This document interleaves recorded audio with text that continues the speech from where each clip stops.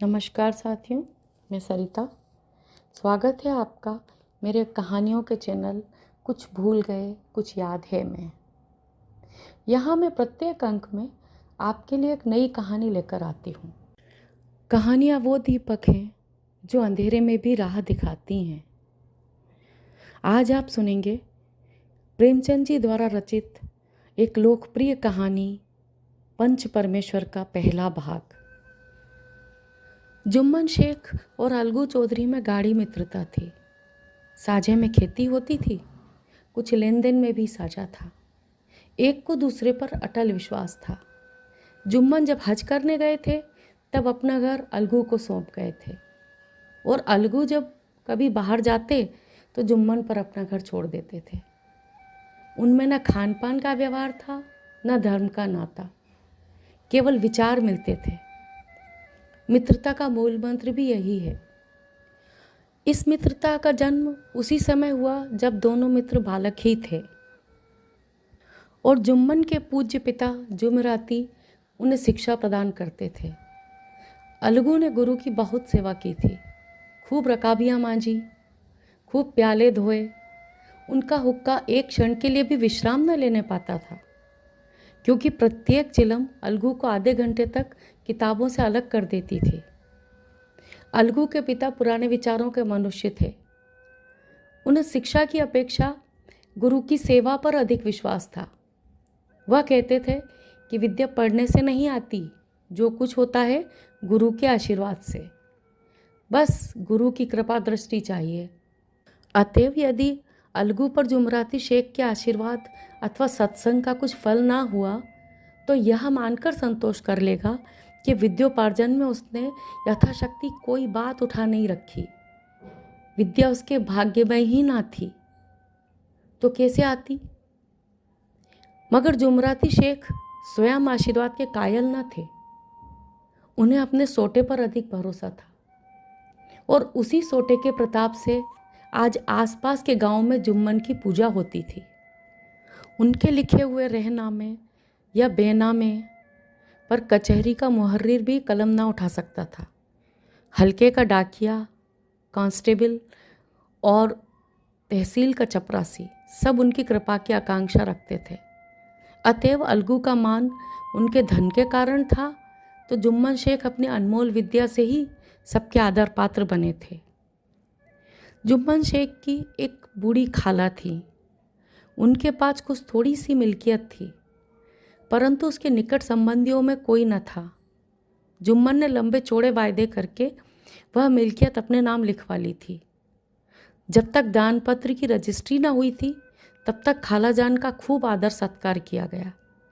उन्हें खूब स्वादिष्ट पदार्थ खिलाए गए। हलवे पुलाव की तो बरसा सी की गई, पर रजिस्ट्री की मोहर ने इन खातिरदारियों पर भी मानो मोहर लगा दी।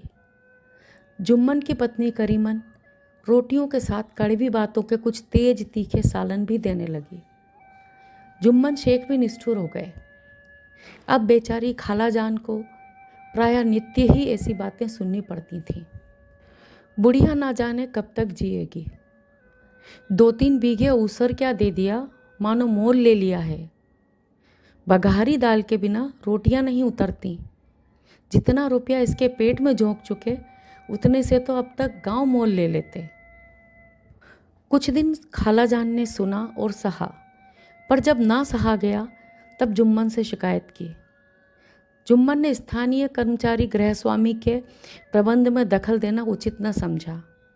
कुछ दिन तक और यूं ही रोध होकर काम चलता रहा। अंत में एक दिन खाला ने जुम्मन से कहा, बेटा, तुम्हारे साथ मेरा निर्वाह न होगा, तुम मुझे रुपए दे दिया करो, मैं अपना पका खा लूँगी। जुम्मन ने धृष्टता के साथ उत्तर दिया, रुपए क्या यहाँ फलते हैं? खाला ने नम्रता से कहा, मुझे कुछ रूखा सूखा चाहिए भी कि नहीं?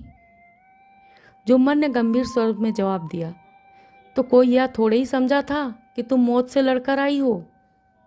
खाला बिगड़ गई। उन्होंने पंचायत करने की धमकी दी। जुम्मन हंसे, जिस तरह कोई शिकारी हिरन को जाल की तरफ जाते देखकर मनी मन हंसता है। वह बोले, हाँ जरूर पंचायत करो, फैसला हो जाए। मुझे भी यह रात दिन की खटखट पसंद नहीं। पंचायत में किसकी जीत होगी, इस विषय में जुम्मन को कुछ भी संदेह ना था। आसपास के गांव में ऐसा कौन था जो उसके अनुग्रहों का ऋणी ना हो?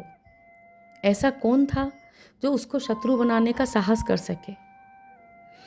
किस में इतना बल था जो उसका सामना कर सके? आसमान के फरिश्ते तो पंचायत करने आवेंगे नहीं। इसके बाद कई दिन तक बूढ़ी खाला हाथ में एक लकड़ी लिए आसपास के गांव में दौड़ती रहीं। कमर झुककर कमान हो गई थी। एक एक पग चलना दूभर था, मगर बात आ पड़ी थी। उसका निर्णय करना भी जरूरी था। बिरला ही कोई आदमी होगा जिसके सामने बुढ़िया ने दुख के आंसू ना बहाए हों। किसी ने तो यूं ही ऊपरी मन से हूँ हाँ करके टाल दिया और किसी ने इस अन्याय पर जमाने को गालियां दी। कहा, कब्र में पांव लटके हुए हैं, आज मरे कल दूसरा दिन, पर हवस नहीं मानती। अब तुम्हें क्या चाहिए? रोटी खाओ और अल्लाह का नाम लो। तुम्हें अब खेतीबाड़ी से क्या काम है? कुछ ऐसे सज्जन भी थे जिन्हें हास्य रस के रसास्वादन का अच्छा अवसर मिला। झुकी हुई कमर, पोपला मुंह, सन के से बाल, इतनी सामग्री एकत्र हो तब हंसी क्यों ना आवे। ऐसे न्यायप्रिय, दयालु, दीनवत्सल पुरुष बहुत कम थे जिन्होंने उस अबला के दुखड़े को गौर से सुना हो और उसको सांत्वना दी हो। चारों ओर से घूम घाम कर बेचारी अलगू चौधरी के पास आई, लाठी पटक दी और दम लेकर बोली, बेटा तुम भी दम भर के लिए मेरी पंचायत में चले आना। अलगू, मुझे बुलाकर क्या करोगी? कई गांव के आदमी तो आवेंगे ही। खाला, अपनी विपत तो सबके आगे रोआई, अब आने न आने का अख्तियार उनको है। अलगू, यूं आने को आ जाऊंगा मगर पंचायत में मुंह ना खोलूंगा। खाला, क्यों बेटा? अलगू, अब इसका क्या जवाब दूं? अपनी खुशी। जुम्मन मेरा पुराना मित्र है, उससे बिगाड़ नहीं कर सकता। खाला, बेटा क्या बिगाड़ के डर से ईमान की बात ना कहोगे? हमारे सोए हुए धर्म ज्ञान की सारी संपत्ति लुट जाए तो उसे खबर नहीं होती, परंतु ललकार सुनकर वह सचेत हो जाता है, फिर उसे कोई जीत नहीं सकता। अलगू इस सवाल का कोई उत्तर न दे सका, पर उसके हृदय में ये शब्द गूंज रहे थे, क्या बिगाड़ के डर से ईमान की बात ना कहोगे? संध्या समय एक पेड़ के नीचे पंचायत बैठी। शेख जुम्मन ने पहले से ही फर्श बिछा रखा था। उन्होंने पान, इलायची, हुक्के, तंबाकू आदि का प्रबंध भी किया था। हाँ, वह स्वयं अलबत्ता अलगू चौधरी के साथ जरा दूरी पर बैठे हुए थे। जब पंचायत में कोई आ जाता था तब दबे हुए सलाम से उसका स्वागत करते थे। जब सूर्य अस्त हो गया और चिड़ियों की कलरवयुक्त पंचायत पेड़ों पर बैठी तब यहाँ भी पंचायत शुरू हुई। फर्श की एक एक अंगुल जमीन भर गई, पर अधिकांश दर्शक ही थे। निमंत्रित महाशयों में केवल वे ही पधारे थे जिन्हें जुम्मन से अपनी कुछ कसर निकालनी थी। एक कोने में आग सुलग रही थी, नई ताबड़तोड़ चिलम भर रहा था। यह निर्णय करना असंभव था कि सुलगते हुए उपलों से अधिक धुआं निकलता था या चिलम के दमों से। लड़के इधर उधर दौड़ रहे थे, कोई आपस में गाली गलौज करते और कोई रोते थे। चारों तरफ कोलाहल मच रहा था। गांव के कुत्ते इस जमाव को भोज समझकर झुंड के झुंड जमा हो गए थे। पंच लोग बैठ गए तो बूढ़ी खाला ने उनसे विनती की, पंचों, आज 3 साल हुए मैंने अपनी सारी जायदाद अपने भांजे जुम्मन के नाम लिख दी थी। इसे आप लोग जानते ही होंगे। जुम्मन ने मुझे ताहयात रोटी कपड़ा देना कबूल किया। साल भर तो मैंने इसके साथ रो धोकर काटा, पर अब रात दिन का रोना नहीं सहा जाता। मुझे न पेट की रोटी मिलती है न तन का कपड़ा। बेकस बेवा हूँ, कचहरी दरबार नहीं कर सकती। तुम्हारे सिवा और किसको अपना दुख सुनाऊं? तुम लोग जो राह निकाल दो उसी राह पर चलूं। अगर मुझ में कोई ऐब देखो तो मेरे मुंह पर थप्पड़ मारो। जुम्मन में बुराई देखो तो उसे समझाओ, क्यों एक बेकस की आह लेता है। मैं पंचों का हुक्म सिर माथे पर चढ़ाऊंगी। रामधन मिश्र, जिनके कई आसामियों को जुम्मन ने अपने गांव में बसा लिया था, बोले, जुम्मन मियाँ, किसे पंच बदते हो? अभी से इसका निपटारा कर लो, फिर जो कुछ पंच कहेंगे वही मानना पड़ेगा। जुम्मन को इस समय सदस्यों में विशेषकर वही लोग दिख पड़े जिनसे किसी न किसी कारण उनका वैमनस्य था। जुम्मन बोले, पंचों का हुक्म अल्लाह का हुक्म है। खाला जान जिसे चाहें उसे बदें, मुझे कोई उज्र नहीं। खाला ने चिल्लाकर कहा, अरे अल्लाह के बंदे, पंचों को नाम क्यों नहीं बता देता? कुछ मुझे भी तो मालूम हो। जुम्मन ने क्रोध से कहा, अब इस वक्त मेरा मुंह ना खुलवाओ, तुम्हारी बन पड़ी है, जिसे चाहो पंच बदो। खाला जान जुम्मन के आक्षेप को समझ गई। वह बोली, बेटा, खुदा से डरो। पंच न किसी के दोस्त होते हैं न किसी के दुश्मन। कैसी बातें कहते हो?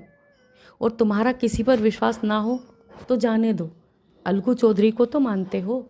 लो, मैं उन्हीं को सरपंच बनती हूँ। जुम्मन शेख आनंद से फूल उठे, परंतु भावों को छिपाकर बोले, अलगू ही सही, मेरे लिए जैसे रामधन वैसे अलगू। अलगू इस झमेले में फंसना नहीं चाहते थे। वे कन्नी काटने लगे। बोले, खाला, तुम तो जानती हो कि मेरी जुम्मन से गाढ़ी दोस्ती है। खाला ने गंभीर स्वर में कहा, बेटा, दोस्ती के लिए कोई अपना ईमान नहीं बेचता। पंच के दिल में खुदा बसता है। पंचों के मुंह से जो बात निकलती है वह खुदा की तरफ से निकलती है। अलगू चौधरी सरपंच हुए। रामधन मिश्र और जुम्मन के दूसरे विरोधियों ने बुढ़िया को मन में बहुत कोसा। अलगू चौधरी बोले, शेख जुम्मन, हम और तुम पुराने दोस्त हैं। जब काम पड़ा तुमने हमारी मदद की है और हम भी जो कुछ बन पड़ा तुम्हारी सेवा करते रहे हैं, मगर इस समय तुम और बूढ़ी खाला दोनों हमारी निगाह में बराबर हो। तुमको पंचों से जो कुछ अर्ज करनी हो करो। जुम्मन को पूरा विश्वास था कि अब बाजी मेरी है। अलगू यह सब दिखावे की बातें कर रहा है। अतएव शांत चित्त होकर बोले, पंचों, 3 साल हुए खाला जान ने अपनी जायदाद मेरे नाम हिब्बा कर दी थी। मैंने उन्हें ताहयात खाना कपड़ा देना कबूल किया था। खुदा गवाह है, आज तक मैंने खाला जान को कोई तकलीफ़ नहीं दी। मैं उन्हें अपनी माँ के समान समझता हूँ। उनकी खिदमत करना मेरा फ़र्ज है, मगर औरतों में ज़रा अनबन रहती है, उसमें मेरा क्या बस। खाला जान मुझसे माहवार खर्च अलग मांगती हैं। जायदाद जितनी है वह पंचों से छिपी नहीं। उससे इतना मुनाफा नहीं होता है कि माहवार खर्च दे सकूं। इसके अलावा हिब्बा नामे में माहवार खर्च का कोई जिक्र नहीं तो मैं भूल कर भी इस झमेले में ना पड़ता। बस मुझे यही कहना है। आइंदा पंचों का अख्तियार है, जो फैसला चाहे करें। अलगू चौधरी को हमेशा कचहरी से काम पड़ता था, अतः वह पूरा कानूनी आदमी था। उसने जुम्मन से जिरह शुरू की।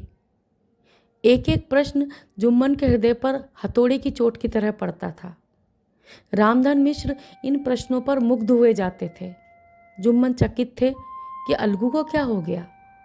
अभी अलगू मेरे साथ बैठा हुआ कैसी कैसी बातें कर रहा था और इतनी ही देर में ऐसी काया पलट हो गई कि मेरी जड़ खोदने पर तुला हुआ है। न मालूम कब की कसरियां निकाल रहा है। क्या इतने दिनों की दोस्ती कुछ भी काम ना आवेगी? जुम्मन शेख तो इसी संकल्प विकल्प में पड़े हुए थे कि इतने में अलगू ने फैसला सुनाया। जुम्मन शेख, पंचों ने इस मामले पर विचार किया। उन्हें यह नीति संगत मालूम होता है कि खाला जान को माहवार खर्च दिया जाए।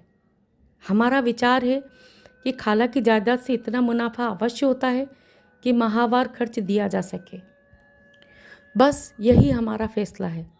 अगर जुम्मन को खर्च देना मंजूर ना हो तो हिब्बानामा रद्द समझा जाए। जो अपना मित्र हो वह शत्रु का व्यवहार करे और गले पर छुरी फेरे। इसे समय के हेरफेर के सिवा और क्या कहें। जिस पर पूरा भरोसा था उसने समय पड़ने पर धोखा दिया। ऐसे ही अवसरों पर झूठे सच्चे मित्रों की परीक्षा की जाती है। यही कलयुग की दोस्ती है। अगर लोग ऐसे कपटी धोखेबाज न होते तो देश में आपत्तियों का प्रकोप क्यों होता, या हैजा प्लेग आदि व्याधियां दुष्कर्मों के ही दंड हैं। मगर रामधन मिश्र और अन्य पंच अलगू चौधरी की इस नीति परायणता की प्रशंसा जी खोलकर कर रहे थे। वे कहते थे, इसका नाम पंचायत है, दूध का दूध और पानी का पानी कर दिया। दोस्ती दोस्ती की जगह है, किंतु धर्म का पालन करना मुख्य है। ऐसे ही सत्यवादियों के बल पर पृथ्वी ठहरी है, नहीं तो वह कब की रसातल को चली जाती। इस फैसले ने अलगू और जुम्मन की दोस्ती की जड़ हिला दी। अब वे साथ साथ बातें करते नहीं दिखाई देते। इतना पुराना मित्रता रूपी वृक्ष सत्य का एक झोंका भी न सह सका। सचमुच वह बालू की ही जमीन पर खड़ा था। उनमें अब शिष्टाचार का अधिक व्यवहार होने लगा। एक दूसरे की आवभगत ज़्यादा करने लगे। वे मिलते जुलते थे, मगर उसी तरह जिसे तलवार से ढाल मिलती है। जुम्मन के चित्त में मित्र की कुटिलता आठों पहर खटका करती थी। उसे हर घड़ी यही चिंता रहती थी कि किसी तरह बदला लेने का अवसर मिले। अभी आपने सुना मुंशी प्रेमचंद की कहानी पंच परमेश्वर का पहला भाग। अब मैं आपसे विदा लेती हूँ। मिलते हैं कल इसी कहानी के दूसरे भाग में। नमस्कार।